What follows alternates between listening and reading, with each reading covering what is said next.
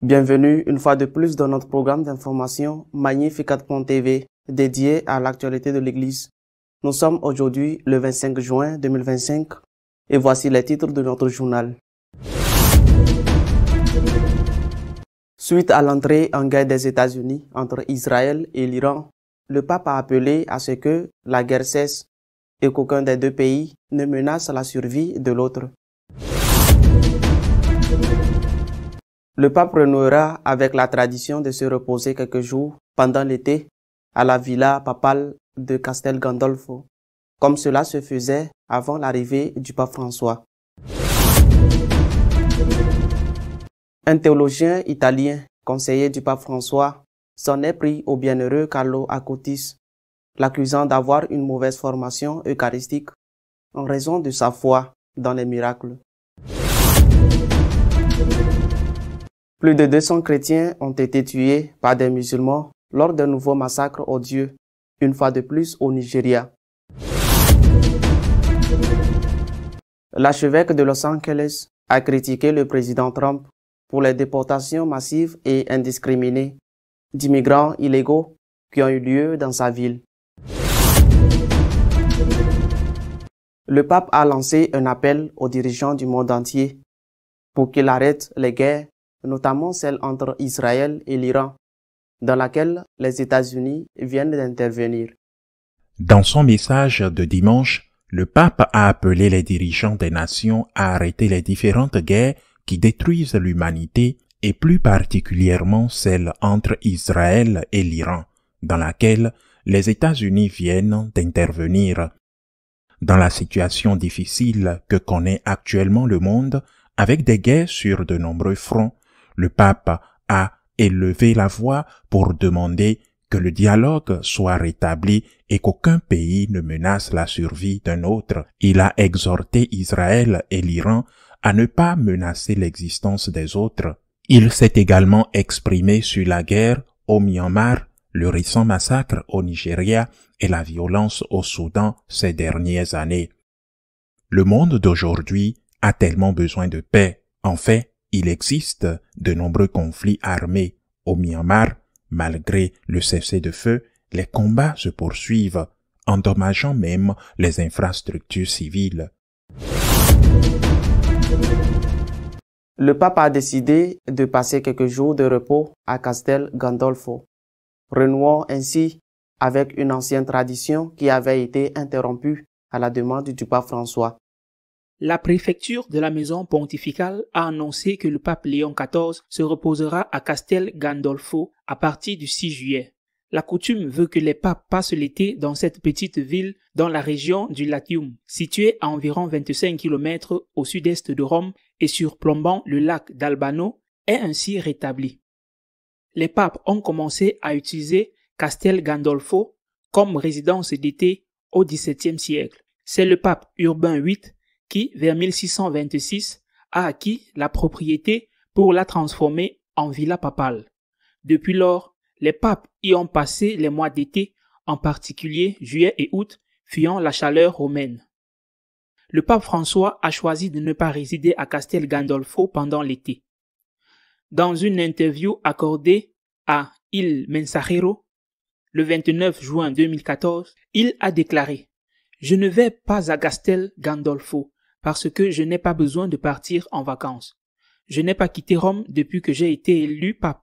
Je ne me sens pas fatigué. » En revanche, il a décidé d'ouvrir une partie du complexe au public. Depuis 2016, les jardins Barberini et certaines parties du palais, gérées par les musées du Vatican, sont accessibles aux visiteurs. Selon le communiqué de la préfecture de la maison pontificale, le Saint-Père célébrera la Sainte Messe dans la paroisse de Castel Gandolfo le dimanche 13 juillet à 10h. À midi, il priera l'Angélus sur la place du palais apostolique. Le dimanche 20 juillet à 9h30, le Saint-Père célébrera la Sainte Messe dans la cathédrale d'Albano. À midi, il priera l'Angélus sur la Plaza de la Libertà à Castel Gandolfo. Dans l'après-midi, le Saint-Père retournera au Vatican. Pendant le mois de juillet, toutes les audiences privées et les audiences générales du mercredi 2, 9, 16 et 23 seront suspendues. Les audiences générales reprendront le mercredi 30 juillet. Le vendredi 15 août à 10 h, le Saint-Père célébrera la messe dans la paroisse de Castel Gandolfo. À 12 h, il priera l'Angélus sur la Plaza de la Libertà. Le dimanche 17 août à 12 h, l'Angélus sera célébré sur la Plaza de la Libertà à Castel Gandolfo. Dans l'après-midi, le Saint-Père retournera au Vatican. Andrea Grillo, théologien et conseiller du pape François, s'en prend au bienheureux Carlo Acutis, l'accusant d'être mal éduqué, pour s'être focalisé sur les miracles eucharistiques. Andrea Grillo, professeur italien à l'Athénée pontifical de Saint Anselme de Rome, a écrit un article dans lequel il critique la théologie eucharistique liée au bienheureux Carlo Acutis, la qualifiant de dépassée, obsessionnelle et théologiquement pauvre. Il dénonce une mauvaise éducation eucharistique promue par des adultes qui, selon lui, ont imposé à Carlos une vision déformée et centrée sur les miracles et ignorant le véritable sens ecclésial de l'Eucharistie. Andrea Grillo est devenu depuis longtemps l'une des figures les plus controversées dans le domaine liturgique. Théologien et spécialiste des sacrements, il est connu pour ses positions progressistes et pour son rôle influent dans la rédaction d'un document tel le Traditionis Custodes, qui a restreint l'utilisation de la messe latine traditionnelle. Actif sur les réseaux sociaux, ses critiques de la tradition liturgique et des formes de piété populaire sont de plus en plus rejetées par les fidèles. Dans son dernier article, Grillo critique sévèrement la théologie eucharistique diffusée à travers la figure du bienheureux Carlo Acutis, qu'il considère comme déséquilibrée, réductrice et théologiquement régressive. Il se demande comment est-il possible qu'après plus de 70 ans de renouveau liturgique, une spiritualité centrée sur les miracles eucharistiques puisse être proposée comme modèle aux jeunes. Pour Grillo, tout cela reflète une catéchèse déformée qui se concentre sur le spectaculaire, le sensible et l'extraordinaire, laissant de côté ce qui est pour lui l'authentique miracle eucharistique, la construction du corps du Christ qu'est l'Église. Il affirme que ce qui est vraiment scandaleux n'est pas la dévotion du jeune homme, mais la manipulation de son message par ceux qui auraient dû lui offrir une formation théologique plus solide et ecclésiale. La démonstration des miracles eucharistiques, loin d'être une preuve de sainteté, devient ainsi le symptôme d'une profonde mauvaise éducation eucharistique. Le théologien italien conclut que Carlo Acutis ne peut pas s'ériger en modèle pour la jeunesse chrétienne d'aujourd'hui. S'il le fait, il risque de présenter une foi basée sur la crainte et non sur la participation active à la vie sacramentelle et communautaire. Pour Grillo, le culte du miraculeux promu au nom de Carlo Acutis laisse dans l'ombre ce qui est essentiel au mystère chrétien, l'unité entre le corps sacramentel et le corps ecclésial. Les massacres de chrétiens par des musulmans se poursuivent au Nigeria. Cette fois, plus de 200 victimes ont été tuées. Au moins 200 chrétiens ont été tués ce week-end par des radicaux armés qui les ont attaqués pendant la nuit alors qu'ils dormaient. Les chrétiens de l'État de Benue ont été brûlés vifs, poignardés et abattus alors qu'ils tentaient de fuir le massacre. Les familles déplacées se trouvaient dans des bâtiments convertis en logements temporaires sur la place du marché de Yelewata, dans la zone de gouvernement local de Gouma, près de Makurdi, lorsque des musulmans ont fait irruption en criant « Allahu Akbar, Dieu est grand », avant que le massacre ne commence. Le clergé local a déclaré que le soir du massacre, la police avait déjà repoussé les assaillants qui tentaient de prendre d'assaut l'église Saint-Joseph de Yelewata, où dormaient jusqu'à 700 personnes déplacées à l'intérieur du pays. Cependant, le groupe de radicaux s'est ensuite dirigé vers la place du marché de la ville où ils ont utilisé du carburant pour mettre le feu aux portes des logements des personnes déplacées avant d'ouvrir le feu dans la zone où dormaient plus de 500 personnes. Le massacre de vendredi soir s'inscrit dans le cadre d'une recrudescence des attaques dans l'état de Benue, centrée sur la région de Makurdi, qui compte plus de 95% de catholiques. Lors d'autres attaques récentes, plus de 100 personnes ont été tuées et 5000 personnes ont été déplacées dans les zones du gouvernement local de Koué-Ouest du diocèse de Makurdi. Les rapports estiment le nombre de victimes du massacre à plus de 200. Ce chiffre en fait la pire atrocité dans une région où les attaques se multiplient. Un prêtre a décrit le massacre en ces termes. Ce que j'ai vu est vraiment choquant. Des gens ont été tués. Les corps étaient éparpillés partout. Certains étaient brûlés au point d'être méconnaissables. Des bébés, des enfants, des mères et des pères tout simplement anéantis. L'archevêque de Los Angeles a critiqué le président américain Trump pour les raids et les déportations aveugles qu'il a ordonnées en Californie. L'archevêque de Los Angeles, Monseigneur Gomez, s'est prononcé contre la politique d'expulsion du président Donald Trump. Le prélat avertit que les raids massifs créent la panique dans les communautés et appelle à une approche individualisée de la politique d'immigration, loin des déportations indiscriminées.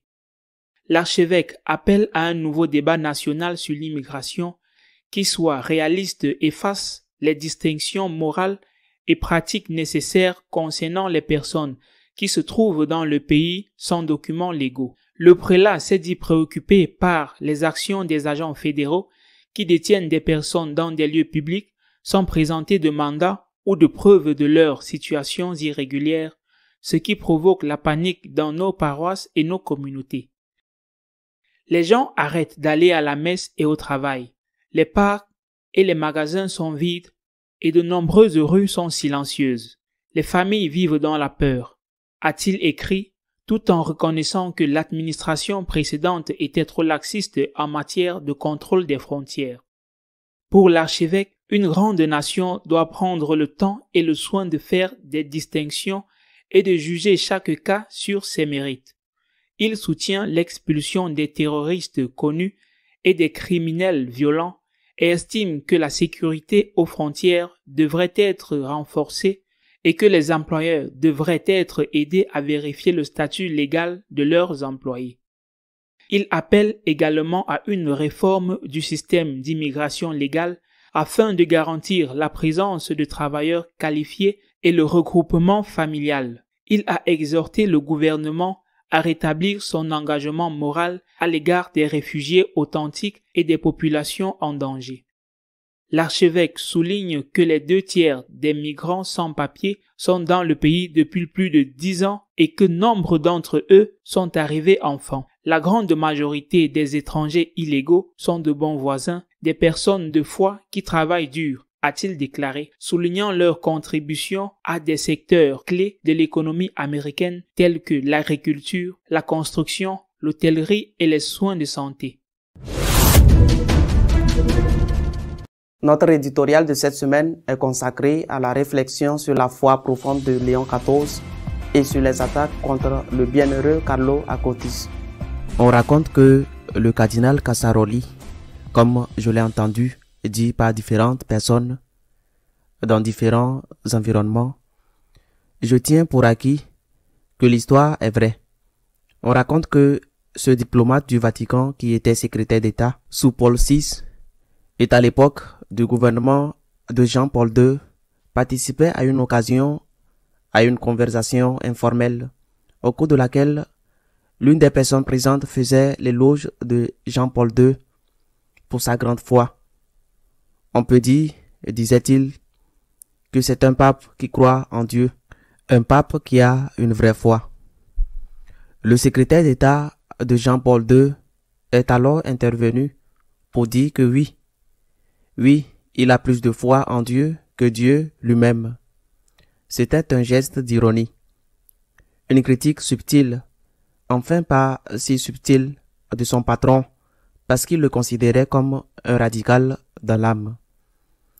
probablement parce qu'il n'était pas d'accord avec le cardinal sur ce qu'on appelle l'os politique, c'est-à-dire la politique que Casaroli avait menée en tant que secrétaire d'État, qui consistait à faire des concessions aux communistes, pensant ainsi obtenir une lueur de liberté pour l'Église, une politique avec laquelle le cardinal de Cracovie, Karol Wojtyła, n'était pas du tout d'accord avant qu'il ne soit élu pape, et avec laquelle il s'est ensuite trouvé en désaccord lorsqu'il a été élu pape.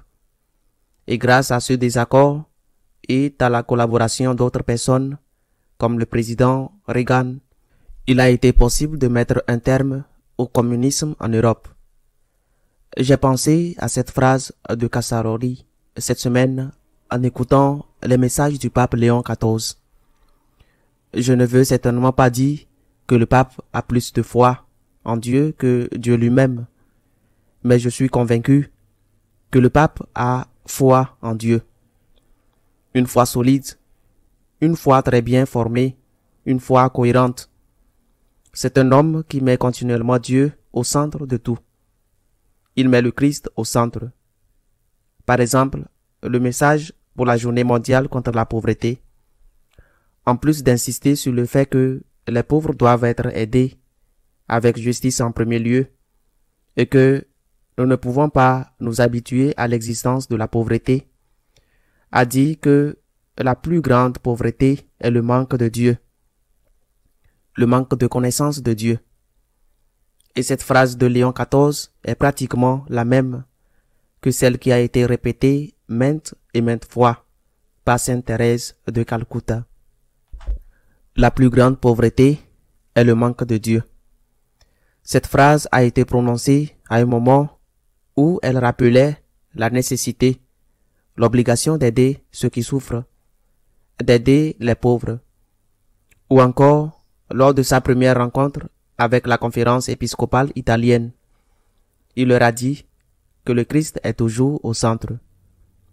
C'est la chose la plus importante, le Christ toujours au centre.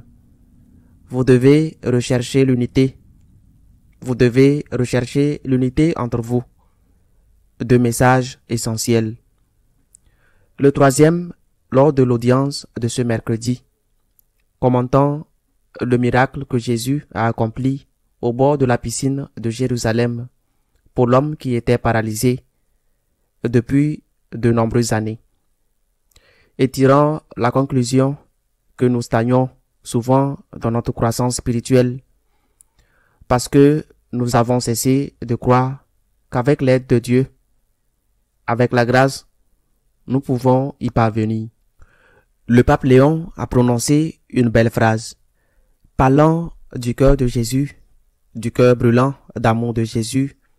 Il a dit que c'est la véritable maison de la miséricorde.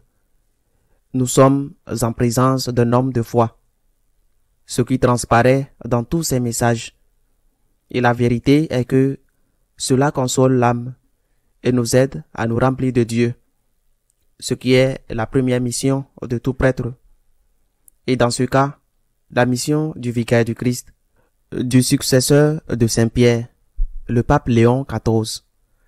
C'est peut-être pour cela que, comme je l'ai dit la semaine dernière, les petits requins que les critiques commencent déjà à l'attaquer. Surtout parce qu'il défend et annonce sans aucun doute que le mariage n'est que entre un homme et une femme. Bien que peu à peu, d'autres requins un peu plus âgés entrent en scène, qui n'osent pas encore s'opposer directement à lui et qui le font en critiquant, dans ce cas particulier, un homme béni qui sera bientôt canonisé. Je veux parler d'un théologien laïque, Grillo, Andrea Grillo, Grillo en italien, qui a été le principal conseiller du pape François sur les restrictions de la messe traditionnelle. Grillo a critiqué le bienheureux Charles Acotis, bientôt Saint Charles Acotis, et il a critiqué parce qu'il dit qu'il a eu de très mauvais professeurs et qu'il a une mauvaise éducation eucharistique parce qu'il regarde les miracles eucharistiques qui sont des preuves de la présence réelle du Seigneur dans l'Eucharistie.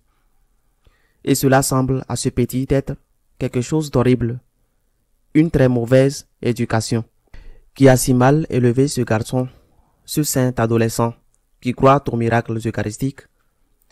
Eh bien, ce petit théologien qui a obtenu plus qu'il ne pouvait rêver, ose critiquer ce jeune saint adolescent parce qu'il pense qu'il est exagéré que le fait de se concentrer sur les miracles eucharistiques et de défendre la présence réelle de l'Eucharistie. En conséquence, du fait de se concentrer sur les miracles eucharistiques est le signe que le Seigneur est toujours présent là. C'est le fruit d'une mauvaise éducation. Ils sont très nerveux et le pape leur donne des raisons. Par exemple, on a appris cette semaine qu'il allait passer quelques jours de repos à Castel Gandolfo, qui a été la retraite d'été et la maison de repos de tous les papes pendant plusieurs siècles. Il va passer quelques jours de repos en juillet et 3 ou 4 jours dans le célèbre Ferragosto romain pour échapper à l'énorme chaleur qui règne à Rome.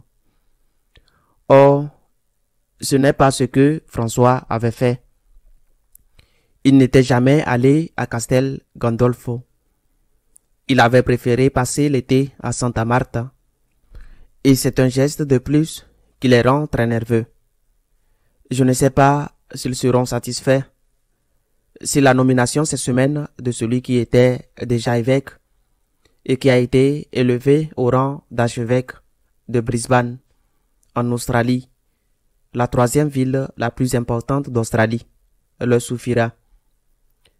Car ce nouvel archevêque de Brisbane est un homme radical, c'est-à-dire un homme ouvertement libéral, qui a défendu au synode, par exemple, l'ordination des femmes à la prêtrise. Une personnalité comme James Martin a exulté de joie.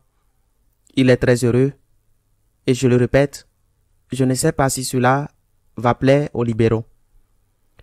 S'il crie victoire, je pense qu'il se trompe un peu.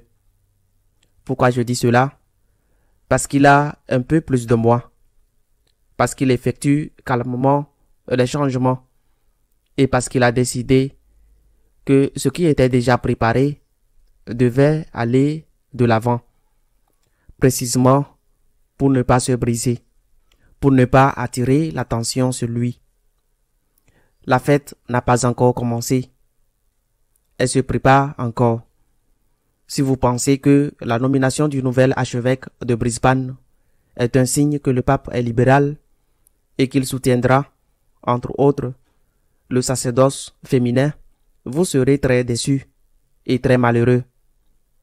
Nous avons affaire à un homme à la foi profonde, à la spiritualité solide, un homme qui parle le cœur sur la main et qui nous aide tous à regarder le Christ, qui est la vérité. Non pas qu'il détienne la vérité, mais qu'il soit lui-même la vérité. Mais comme ce n'est pas facile, ce que vise cette unité de l'Église, comme ce n'est pas facile, nous devons beaucoup prier pour le pape. Accompagnons-le de nos prières, de notre affection, de notre gratitude. À la semaine prochaine, si Dieu le veut. Si vous souhaitez être au courant de ce qui se passe dans l'Église, vous pouvez le faire à travers notre page d'information magnificat.tv. Nous continuerons à vous tenir informés de ce qui se passe en elle, si Dieu le veut, en faisant une pause pendant l'été.